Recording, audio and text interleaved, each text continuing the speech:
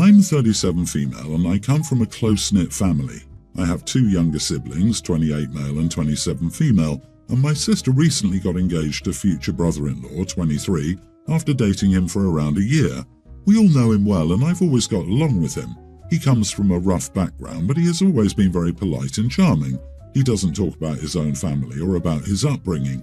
My sister said it's a painful topic for him, so no one ever pushed. There was recently a family event which brother-in-law attended. He was quiet during the day, he's normally high energy and sociable, then disappeared for a while.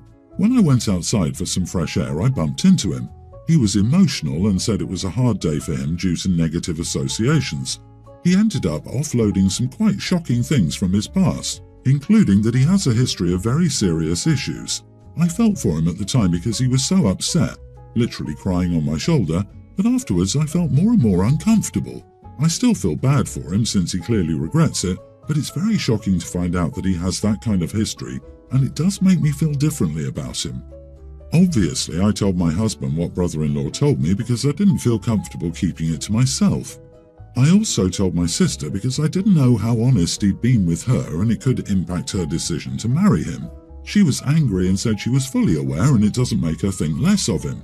I know others might disagree, but I decided if my sister and brother-in-law weren't going to bring it up, then it was my responsibility to make sure my family had the information they needed to make an informed choice about what kind of relationship they have with him.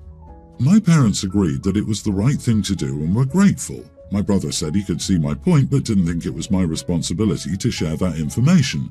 My brother's wife thought I was out of line. When my sister found out I told her family about brother-in-law's sketchy past, she was very angry. She's now refusing to speak to me altogether because apparently this has affected brother-in-law quite badly. They are no longer engaged because he thinks he's not good enough for her, and no one in my family has seen him since all of this happened.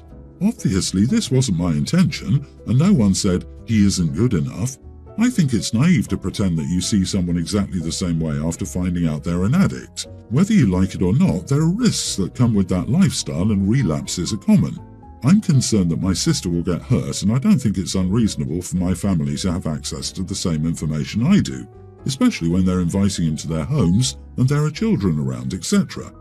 Am I the idiot for informing my family about future brother-in-law's background? OP, you suck. Read this and then read this again, and then 4 more times. Honestly, just keep returning to this comment, OP, because maybe it will eventually get through to you. I can't believe you exposed your future brother-in-law like that. That wasn't your place to tell anyone. He trusted you enough to show you himself at a vulnerable time, and you took that trust and stomped all over it and then threw it on the ground and ran over it. So your family could make an informed decision? Would you like someone to tell your parents or in-laws your secrets without your permission? Be sure to tell everyone you meet in future what you did here, so they can make an informed decision about you. Yeah, like an informed decision about what exactly? Whether to treat him like a human being? OP, if you have a shred of decency or humanity left in your heart, share it with sister so she can share it with her ex, and he can see that he is not the problem, that there are many people that support him, and that what you did to him was not okay and he shouldn't blame himself. Maybe they can still salvage what you so cold-heartedly destroyed. I do hope you can own up to your action and do better. Do you know what the worst thing about this is? He's only 23. He doesn't speak about his family. That honestly tells me he was kicked out at a young age or ran away and did what he had to do to survive, and OP decided to turn it into a family discussion. And I highly doubt she did it out of the goodness of her heart, and more so that she can gossip. She doesn't have the self-awareness or emotional intelligence to realize any of this. My male 25 wife, 25, is 6 weeks pregnant. She has terrible morning sickness and everything seems to get her sick. The doctor said it was normal and that we should get rid of or try to avoid the smells that make her sick. Basically, every strong smell gets her sick.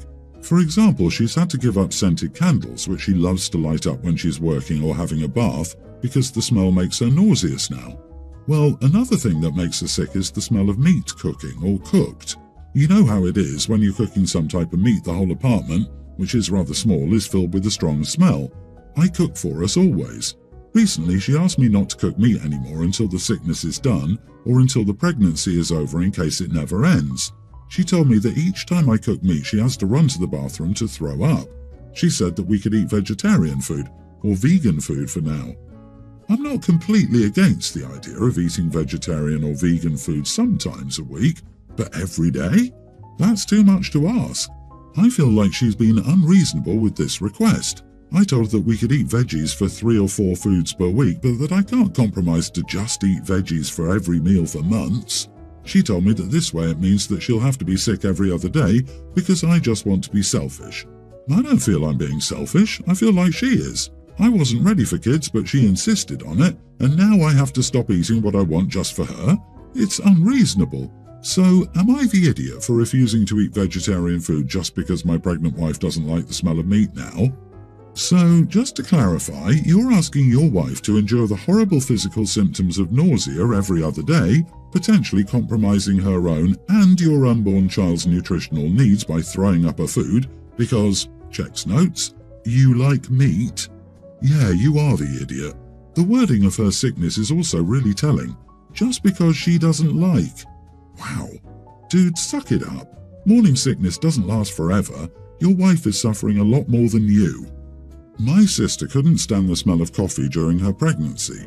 Her husband is the ultimate coffee person. He went out for his coffee, and in dire times he'd take the coffee maker to the backyard to brew. Sacrifices, OP. Get used to them. God, your wife is carrying your kid. It's not like she's making you repaint your house and throw out all your clothes because she suddenly doesn't like colours. She has a medical condition that is making her very ill, and one super simple way to fix it is to abstain from cooking meat for a while. Imagine realizing you married a selfish idiot who doesn't care at all about you only after he impregnated you. Well, he says he's not ready for kids, but she insisted on it. Yikes on bikes, Batman. I weep for that child that they have parents who cannot communicate, never mind having a father who won't pull his weight. I've been married to my wife Denise for 5 years now. She has a son, Michael, who is 18. We get along pretty well. He's a good kid with a great head on his shoulders. This past year, my wife and I welcomed our first biological child together, Sarah. We're going through the process of updating our wills, which means choosing guardians in the event that both of us died. When Michael was younger, Denise had her parents listed, but they're now older and in no condition to take care of a baby. We asked my sister and her husband. They agreed. We are explaining some things to Michael that came along with the will. Insurance goes to him if we both pass, what he'd inherit, etc. We also explained that there was an account set up for him to get his own apartment once he finished college. He's currently a freshman. Should we both pass by then? Unlikely, but all bases covered sort of thing. Michael then asked what would happen to Sarah. We told him our guardian choices. Michael straightened up and said no, he would take on Sarah. I said that was very sweet, but he was still very young. Maybe we consider updating in 10 or so years when he's older and more established. My wife said we'd think about it. In private, I asked if she was seriously considering it. She pointed out that Michael spends a lot of time with her, is a good kid, etc., and is volunteering. I said I wouldn't feel comfortable putting the fate of our daughter in the hands of a young adult. I said if Denise was changing her mind on my sister and brother-in-law, that was completely fine, but to me, Michael isn't an option. It should be a 2 yes, 1 no wins situation. She asked if it would really be so mad for Michael to become guardian. I laughed. While yes, Michael is volunteering, he has no real clue what would come with being a parent. As I said, in 10 years when he's more established and an adult, I'd consider it. For now, it needs to be someone else. Denise isn't upset that I don't want Michael to be the guardian, but she is upset over how dismissive I'm being and that I laughed at her. She says that I'm being hurtful and offensive to both her and her son. Am I the idiot? You are the idiot. You're not only being condescending and dismissive, you've also just told your wife, I don't think you've raised someone capable of looking after his sister, and I'd rather break up our blended family unit than give him the chance to try. Not thrusting the responsibility for a child upon him is one thing, but if he's responsible enough to ask, you should at least do him the courtesy of discussing it. Your sister and her husband could always take over or help out if it does become too much for him. Exactly. I teared up at Michael stepping up to the plate. That's a stand-up kid, and I'd be proud if he were my own. He's 18 years old. In 10 years, he'll be 5 older than the average American at the birth of their first child. He's certainly old enough for it to be a consideration now. In 10 years, Just considering it would be flat out rude. He's being extremely disrespectful to both his wife and his stepson. True, but if you have an 18-year-old and someone who's older and has experience with raising a family, which would you go for? I don't think considering it in 10 years is rude though, since there is a lot that can happen in 10 years, even 5. It's just that given the choices that OP has, the alternative to his stepson is currently the better choice. So I don't think OP is the idiot just because of this. OP, I would feel the same as you. I'd laugh if someone suggested my 18-year-old stepson suddenly become a parent full-time to a grieving child. That's not fair to either your stepson or your child, and it's not realistic for your stepson to think it's a good idea either. About 6 weeks ago, I, 21 female, moved in with my friend John, 22 male. John and I have been very good friends for almost 2 years now after I befriended him at work. 6 months ago he met this girl, Kat, 19. He told me about her the day after he matched with her on a dating app and he took me to her workplace to meet her. She seemed very lovely, I was so happy for him. Since then, John is always inviting her to every friend outing, so I got to know her. We have lots in common and for John's sake I wanted to be her best friend. However, I think that in the nicest way possible, she's a bit rude. She does art and half the time John compliments her work she says, "You hate it, don't you?" Or times we hang out with other friends we've had to go home early as she was bored, and John was our ride home. She hasn't done anything to me personally, but I just don't like her much. I'm happy John has found someone he cares for, but having to stand by and watch how she acts sometimes rubs me the wrong way. Here's where the issue comes in. Yesterday, John and I were at the supermarket to do our food shop. Normally, we would buy our food for the week and maybe a couple of simple frozen meals to save for Sunday. However, Kat has been coming over for dinner a few times a week and she has a very limited diet. She refuses to eat anything other than fast food or simple or frozen meals. She likely has her reasons for eating specific food, and in case it's due to an eating disorder or something similar, I don't want to make things hard for her or pry into something that isn't my business. The time where it becomes an issue for me is how John has now wanted to buy backup meals for her in case she doesn't like what we're cooking. This would make sense as before she's been eating stuff that was part of our weekly meal plan. The problem is John wants me to financially contribute to these extra meals for her.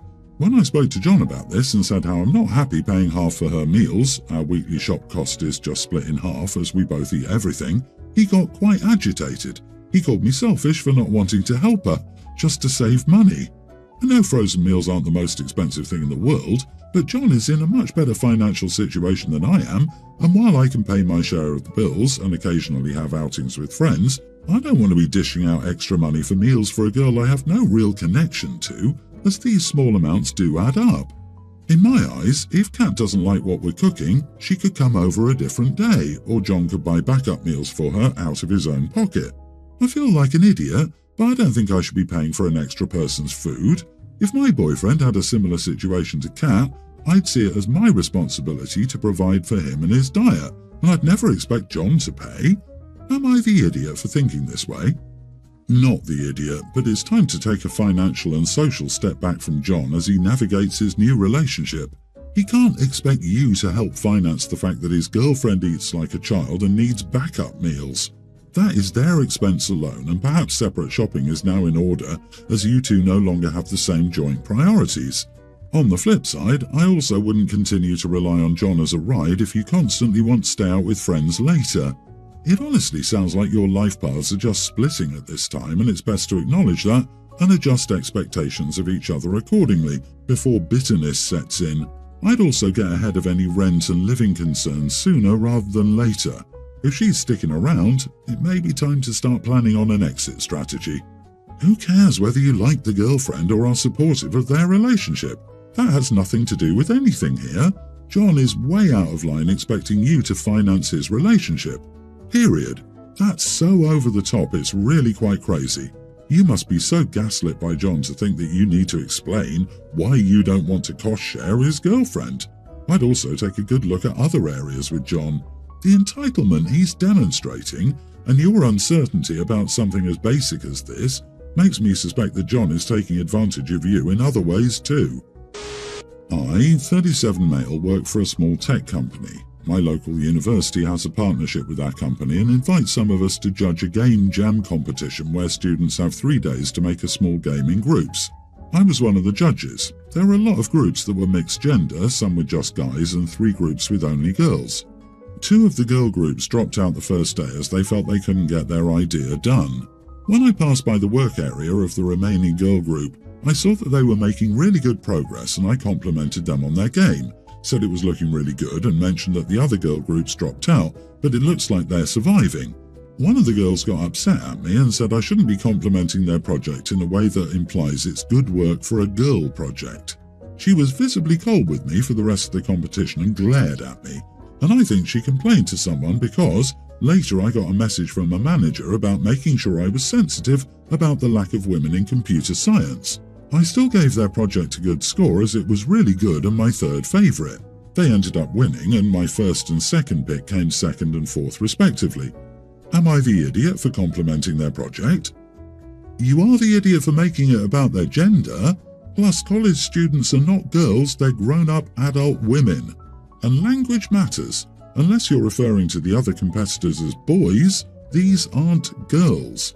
Language like that is yet another small way to demean women. I literally thought this post was talking about high school students.